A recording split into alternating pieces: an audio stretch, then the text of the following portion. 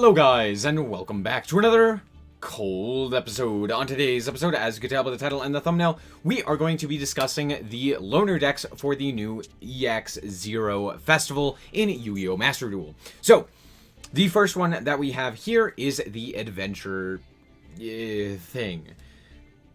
Adventure deck. Now, this deck, I already did a video explaining what the deck does, in minor detail, but this is going to go over a replay that I had with the deck, as well as just how the deck seems to perform. This, I would say, is probably the worst of the loner decks, but it's still rather interesting. It seems to be more focused around going second as well, so do keep that in mind. Playing things like Lightning Storm, Harpy's Feather Duster, Raigeki, and Red Reboot all allow you to play through a fair amount of disruption, plus just the nature of the deck itself. However, it is entirely prone to bricking, given the fact that if you don't see either a Water Enchantress, a Faithful Adventure, or a Rite of Aramasir in your opening hand, you just lose. So, yeah, it's pretty simple. You just need a way to get to the token. If your token gets destroyed, or if you're not able to get the token onto the field, you just kind of lose. So yeah, there's a lot of ways for this deck to be interrupted, but let's hop into the replays, and I'll show you how this one performs. Before we get on to the rest of the video, did you know that 70% of the people who watch my content aren't subscribed? If you end up liking the content, consider subscribing. You can always unsubscribe later if you end up not liking it. Anyway, let's get on to the rest of the video. Alright, so as I said, this deck prefers to go second, but against a whole bunch of set cards, it may not be the greatest. However, we did draw the Red Reboot, so let's see if we can OTK. So I'm going to activate my Water Enchantress. They are going to flip up Guardian of the Golden Land, and I am going to chain to that my Red Reboot from hand, paying half my life points and negating the effects of all all traps, allowing them to set a card, but all of their traps are now turned off, and it doesn't allow them to activate their Lord of the Heavenly Prisons due to how the card didn't resolve. But we are going to go for the Rite of Aramasir, and we will try and set up we're going to try and set up an OTK. So, things to note. Wandering Griffin Rider can special summon itself. Magikarp can special summon itself. However, it cannot attack unless you have the Adventurer token. So, do keep that in mind. And there is an equip spell that can boost your Adventure token to 3,000 with the two other cards on the field. So, that is what we are going to go for. So we're going to go for the Wandering Griffin Rider here. We are going to equip the Dunnel, the Noble Arms. This allows us to boost the Adventure token by 500 for each other... with each other card that names an Adventure token. So Wandering Griffin Rider and the Magikarp Warrior are the two cards to boost it up by 1,000. So 500 for each. We normal summon the Witch of the Black Forest, and that is lethal. I'm also going to equip the Dracoback, and that is game. I didn't have much success with this. This was probably the best one. Most of the time, it was just kind of silly, weird interactions that were kind of dumb. But yeah, this is more or less how you're want to play the deck. Going second, basically. Trying to pick apart the board with the spells and traps.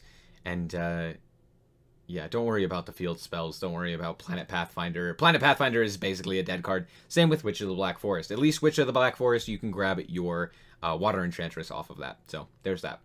Now, the next deck that we are going to talk about is Flunder. I'm sure you already know how Flunder works, but let's quickly go over what this deck does. That's really annoying. So, obviously, if you're playing an actual Flunder deck, you want to play things like Barrier Statue of the Stormwind. You want to play Triple Map. You want to play Terraforming. Things like that. Because Map is the most important card. For some reason, I don't know why, Konami didn't even get their own memo. They only play 2 Map. Don't know why this is the case, but there you go. We do play Slower Swallow. This card is weird. It can technically special summon itself. However, if you activate any of the the Flunder effects, you can only normal summon that turn. You cannot special summon during the turn you activate the effect. So there's that. You literally can't special summon this guy 90% of the time. However, you can normal summon them and then tribute it off in order to get 2 draws instead of 1 on your normal draw during your next draw phase. So you do this turn 1, you tribute it off, and then on turn 3, when you get the draw phase, you get to draw 2 cards instead. It's nice. It came up like once, but yeah, not the greatest. It is searchable though. But we are playing the 3 Robina, 3 Eaglin, 3 Stry, 3 Toucan, 3 Snowel, and 3 Empen. This deck bricks really hard. If you don't see Robina or Eaglin, you kind of can't play the game. Map is also a way to see the other two, so you can do that. As long as you have something like a Toucan or a Stry, you should be able to see the other two with the map. However, again, yeah, we're not seeing them very often. We do play Pot of Desires, which is nice, and that is a reason why we're playing so many of the cards, but that's basically it. And then it's just standard Flunder stuff, except for instead of locking your opponent with floodgates, such as the Barrier Statue of the Stormwinds, or getting a Negate, or getting Ryza, or anything like that, you focus on Snowel. Now, this card isn't used in regular Flunder because it's bad, but what you can do is, if a monster attacks a defensive position monster, inflict piercing battle damage, but during your opponent's turn, you can banish a card from your hand, any card, and then change all special summon monsters your opponent controls to face down defense position. Now, this card actually sucks in this festival, reason being, you're playing against a lot of Flunder and a lot of Benkai OTK. If you don't know Benkai OTK, it's basically just normal summon Benkai or anything that has multiple attacks, and then equip it with a whole bunch of equip cards, and then just punch over your opponent. That's it. That's the whole thing. So, yeah, there's that. It doesn't really work. However, there are a few other really solid cards. The double Imperm, the Twin Twister, the double Called By, again, the red reboot. We are playing 2 of the Dreaming Town, which is nice, and 2 of the Counter Trap. Now, this Counter Trap is basically just a Solemn Warning, except for special summons. As long as you control a tribute summoned monster and no special summoned monsters, you can negate the summon, return it to the hand, and also for the rest of the turn, your opponent cannot special summon. And you get to conduct 3 normal summons this turn. Meaning, if they were to summon on your turn, you can just, like, negate the summon. So, like, if you set this on turn 1, and it becomes turn 3, you negate their summon with something, I don't know, something that would summon on your turn. You negate the summon, and then you get 3 normals. It's not very good because it only negates special summons, not normal summons. So again, it doesn't work in the mirror match. So yeah, this one's kind of weird. You definitely still want to go first because Empen and Snowel are able to be made. And you could potentially go Dreaming Town with an Unexplored Winds to tribute away your opponent's stuff. But in all honesty, it's too bricky. It just doesn't do as much as the standard deck list. But yeah, let's hop into the replay and show you how this deck performs. Alright, so here we are going first, and we drew Map and Robina. Fantastic. However, we can't really set up any too great locks, but yeah, we're going to go for Robina, send the Eaglin, activate Robina, activate Eaglin. We're going to add back the Eaglin. This is pretty oh, wait a second. This is honestly pretty standard for the Flunder stuff. Sometimes your opponent's just going to surrender because, I don't know, they don't have the out to a standard Flunder deck. Alright, here's the actual replay. We drew a terrible, no good, very bad hand, but we can potentially cycle away some of the cards to get some better ones. We drew Stry, which does nothing, and 2 tribute summons, and we drew Eaglin. So, we can kind of do stuff here. Kind of. We're going to normal Stry and just kind of pass the turn, and then I realized that, Fluunderies in the Dreaming Town only allows you to normal summon a level 4 or lower winged beast, so I made a terrible mistake. However, with the Fluunderies and the Unexplored Winds, potentially we can do something as long as we see another card. So they are playing the Benkai OTK. This is why I said Snowel isn't very good. However, they didn't play around the Imperm column, so we can negate the Benkai as well as the Fateful Adventure. They're going to be negated, and they're going to draw 2. If we don't get OTK'd, well, between 2 attacks, we should be fine. And we don't, so there's that. Potentially, as long as we see any normal summon, we should be... And it's a Lightning Storm. Okay, that's fine. We're going to tuck away this Empen, and we draw an Eaglin. Seriously? Look, I could not get a good replay with Flunder. It's Flunder. Your opponent surrenders very quickly, even if you don't really have anything to do. I don't know what else to say. And for the last one, this is the best one, as well as one of the most fun loner decks that we've had just in general. This is Machina. For some reason, Konami in these loner decks decides to not put anything at 3. They They just put everything at 2. I don't know why, but it doesn't really matter. This is honestly just a very, very solid deck overall, and like genuinely one of the top tier strategies for this event. It's not perfect. If you were to play an actual Machina deck, you'd definitely play 3 Gear Frame. You'd probably play 3 Fortress, 3 Citadel, stuff like that. But overall, this is still a very good archetype. The main focus is to grab Citadel and put it into the grave while having things like Fortress or just any of your other Earth machines on the field. That way, if something does get destroyed by battle or card effect, Machina Citadel does come onto the field. And this card is a house. If you don't know what this card does, basically, it can only be summoned by a card effect, and it can summon itself if a face-up Earth machine monster you control is destroyed by battle or card effect, while this card is in the graveyard. So, yeah, that's basically it. And then you can only use each effect once per turn. But its other effect is you can target a machine monster you control, including itself, destroy that machine monster, and all monsters your opponent controls with attack less than or equal to it. So, this means that if you are playing against something like Flunder, as long as you have any other machine on your side of the field, basically you are going to be able to wipe their field, preventing them from normal summoning something like an M-Pen or a whatever it may be. This is a very solid combo, as well as if you get a Citadel into your grave, as well as any other card on your side of the field, you're able to just constantly recycle it. You can go with like a Fortress. If you draw any of your other higher level monsters, you can special pack the Fortress. Then if your Citadel goes to the grave, you could bring back the Citadel. It's very nice. You can even walk in one of your Fortresses, your Gear Frames, whatever it may be. You can walk it into an opponent's monster, bring back the Citadel, and then walk in with the Citadel to deal additional damage. Also, we have Machina Ruin Force. This card is big. That's it. He's just big. He also floats. If this card is destroyed by battle or card effect, you can special summon up to 3 of your banished Machina monsters whose total levels equal 12 or less. This is very nice. I used it once to get back a Machina Citadel, which was enough to win me the game. This card is very much so just a house. You special summon him by banishing monsters from your grave machine monsters whose total levels equal 12 or more.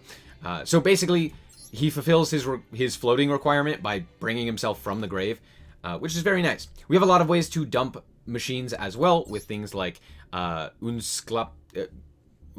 I don't know, this guy. We also have, we can also search out things with Machina Redeployment. We can discard a lot of things. So if we get them into the hand with something like an Air Raider or an Irridator, we can send the other cards to the graveyard, such as Citadel or Ruin Force, to special summon out these 2. All in all, a very, very solid deck. Has great going second options with the things like Imperm, Raigeki, and Feather Duster, while also having just strong game plan overall. So yeah, that's the deck. Let's hop into the replays and see how this deck performs. Alright, so here we are going first, and this was probably one of my best duels with this deck. It was very interesting. But we are going to start off with the Machina Gear Frame. We are going to search out the Unclassberry. I don't know how to say this guy's name. But what happens is when you search him, you get to special summon him, and then he dumps a card. So we're going to dump the Citadel to the grave. Then we're going to activate Machina Redeployment to discard the Machina card to grab Machina Overdrive, as well as a second Gear Frame. The Gear Frame is for additional follow-up. It's just the best normal. It gets your combo started. And with Machina Overdrive, we can target a machine monster, special a Machina of a different name, and then destroy the target. Which I believe doesn't proc this, because I think this is only from an opponent's effect. So there's that. I could be wrong, though. No. I'm wrong. Yeah. So this does also proc the Citadel. There's that. And then we are going to Monster Reborn back the Air Raider. Now, Air Raider, what it does is, on the opponent's turn, you target a machine monster, and then special summon a machine monster of the same or lower level from your deck. Destroy the monster that you target, and then destroy the monster that you targeted. Once again, also proccing the Machina Citadel's effect. Make sense? So we have the Imperm, we have the Machina Overdrive, which can bring back another monster, and we have Citadel in the grave. So down comes the Fateful Adventure. I realize now is probably the best time for me to activate the Air Rider before I potentially get negated. So we're going to special summon out our Fortress. It's just the best target for us. And then Machina Citadel is going to show up. So yeah. They're going to go and grab themselves a Draco back off of our summoning. And then they're going to search out the Water Enchantress, send the Water Enchantress to the grave, and then banish the Water Enchantress for the token. Or, sorry, for the spell that gets them the token. So there's the token. And I see that this has come down, and I'm like, I can't, you know, hope that they're not playing or that they don't have the Griffin in their hand. So I'm going to just destroy the adventure token right now by destroying my Machina Fortress. And down comes Lava Golem. Okay, they're playing Eldritch stuff. Good to know. I don't know why they didn't Lava Golem earlier, but okay, sure. Down comes the Golden Lord. They're going to set 3 and pass. Interesting. During the end phase, I'm going to Machina Overdrive in order to special summon out a second Citadel by popping my Machina Gear Frame. Now, Citadel does not proc off of the Citadel, but it is just big enough to contest the Golden Lord, which is why we went for it. And we draw a Ruin Force for turn, which is absolutely fantastic. So, I'm actually going to pitch the Ruin Force to bring back our Machina Fortress, and then we are going to banish 1/2 in order to bring back the Ruin Force. We're going to activate the effect of our Overdrive to shuffle back everything except for the Citadel that's in our grave in order to draw a card. We draw into Air Raider, which isn't the greatest, and then I proceed to the battle phase in which they decide to activate Ice Dragon's Prison. So I'm going to chain the Machina Citadel, targeting the Machina Citadel in order to pop the Eldritch. So that here comes the Machina Citadel that they targeted in the grave with their Ice Dragon's Prison. They're going to banish the Ruin Force as well as the Citadel, and I realized I didn't switch the Lava Golem to attack position. But we're going to now normal summon the Gear Frame in order to add the Unclavis, this guy. We're going to special summon him since we searched him. We're going to send the second Ruin Force and proceed to the battle phase. Now, we don't have enough levels here to go for the Ruin Force, so there's that. But out comes the Golden Lord off of their Scarlet Sanguine. So we're going to attack in with the Lava Golem. We're going to attack in for a little bit more damage with our I don't know. And the Fortress. Now, I kind of make a slight mistake here because I go for the Machina Gear Frame onto the Fortress, which means that we only have the one target for Earth Machine that will proc the Citadel to come back. Since it only procs off of Earth Machine and not Dark Machine, I don't know why the Machina cards are Dark Machines, but okay, it's fine. Anyway, they are going to add a Water Enchantress. They're going to send the Water Enchantress in order to get another Rite of Aramesir. Sure, Rite of Aramesir in order to grab themselves the token, and now comes the Draco Sack, or Draco back. And then they are going to tribute over with another Lava Golem. Yeah, not really much I can do there. Realistically, yes, I should have kept the Gear Frame. That would have been a better option, but I didn't because I'm dumb. Anyway, out comes the Golden Lord. They're going to walk over their Lava Golem, activate the Scarlet Sanguine for additional damage. I don't know why they do this, because realistically, they could have done the Graveyard effect of the Eldlixir to put 2 of their Golden Lands onto the field, but it doesn't really matter, because they're just going to die anyway. So, they set a Conquistador and pass the turn. Now, we do have Air Raider, which is not the worst card, but it's not the greatest. Also, since this is not a Machina card, we cannot special summon the Air Raider by discarding a Machina card, because for some reason this is not a Machina card. Anyway, out comes the Fortress by pitching the Air Raider. Then we are going to go for the Ruin Force by banishing basically everything else. What did we end up banishing? Yeah, we banished those 2 for the Ruin Force. Then we're going to activate the effect of our unauthorized boot up in order to equip itself to the Ruin Force, so that if they had conked after this effect, the Ruin Force would be protected, which means we could walk over their monster. However, they decided not to do that, and the Ruin Force does go to the grave along with the unauthorized boot up. But since they destroyed our monster, out comes Citadel. Fantastic. We're going to activate Citadel's effect to pop the Fortress, to pop everything that my opponent has except for this really big guy. And then we're going to activate the Citadel, because our Fortress was destroyed, to bring him back. And then we also get to bring back Ruin Force, because it is not a hard once per turn on his effect to bring himself back. In fact, it's not even a once per turn. And that is well over lethal. Good game, my Eldritch opponent. Alright, so I figured since we had a duel with Eldritch, one of the most common decks of the format, I figured let's do the other most common one, which is Flunder. Now, I'm actually going first in this duel, but you wouldn't tell by this hand. This hand is honestly tragic. But it's very funny. So, my opponent is going to activate their map. They are going to reveal an Eaglin. They're going to then banish the Robina, yada yada, Eaglin, yep, add back. Sure, this is fine. They're going to search out a negate with their Apex Avian. So, we do need to play around a negate. But we might be able to, like, force some things out here or there. Down comes the M-Pen. Fantastic.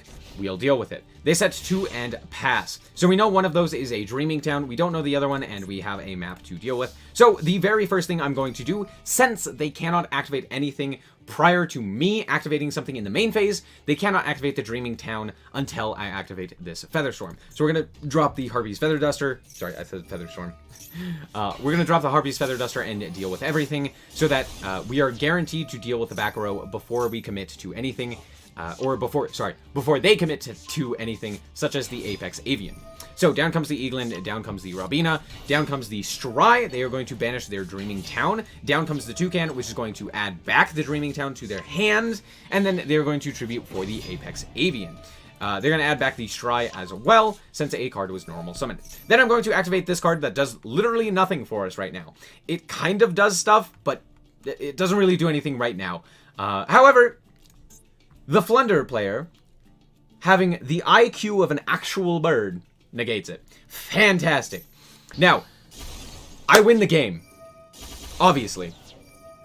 But we're going to go for the Raigeki into Pot of Desires, and we draw off the top Machina Gear Frame.